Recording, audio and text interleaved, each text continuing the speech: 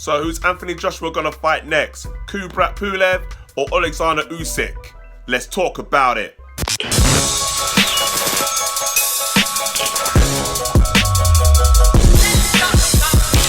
Hey, this is Mike from EdgeNote50 TV talking about Anthony Joshua's future opponent.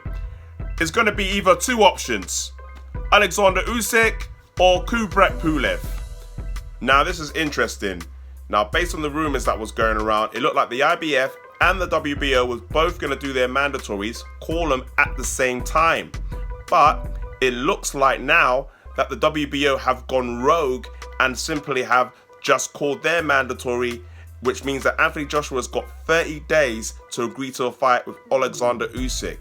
To me, it could be two things. Two things, people.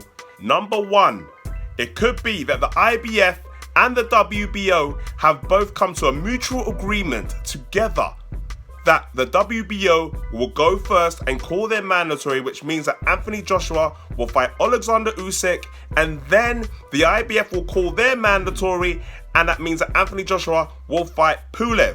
Obviously, depending on he beats Alexander Usyk, of course. And the good thing about that is that Anthony Joshua can still keep his belts, which means that he does not have to vacate. Or it could be option two, which is that the WBO has completely gone rogue and said, fuck everybody else, we're calling our mandatory, Usyk's our guy, we want him to face Anthony Joshua next, and screw all the other organizations. We don't give a fuck. Now, we already know Anthony Joshua, he'll fight anybody. He ain't scared of no one, he'll fight anyone, anytime, any place. But Eddie Hearn is a businessman. He's the one that's guiding Anthony Joshua's career, so he wants to make smart moves and smart decisions. So the smart move and the smart decision is not to fight Alexander Usyk yet. The smart decision is to fight Pulev first and then Usyk down the line.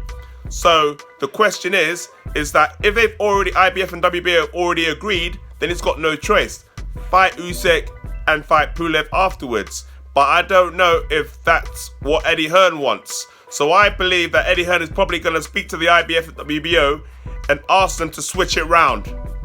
If they're able to switch it round, then that's great. If not, it's going to be interesting to see the next 30 days if Anthony Joshua vacates his belt. And if he vacates the WBO belt, which a lot of people believe that will happen, there's lots of complications around it, like it's all big web, but I keep it nice and sweet.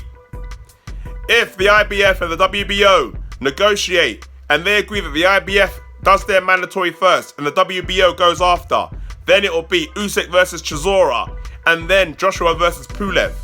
And then after that, then Anthony Joshua will fight Usyk. However, if Anthony Joshua vacates his belt, the WBO belt, and fights Pulev, then the WBO becomes vacant. And don't be surprised if you see Usyk versus Joseph Parker, because he is next in line in the rankings. So I can't see why Joseph Parker would turn down a World Championship belt opportunity and give it to Derek Chisora. That does not make no sense whatsoever. So don't be surprised if you see Usyk versus Joseph Parker. I said it months ago and I'm saying it again. Do not be surprised. Watch this space. What do you guys think? Leave it in the comments below. This is Mike from EdgeNote50 TV signing out.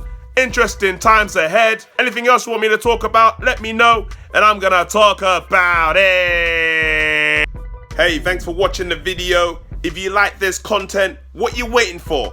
Hit that subscribe button. That's it, that button right there. The one right there. Hit that subscribe button because you're gonna get more of this content on the regular. Peace.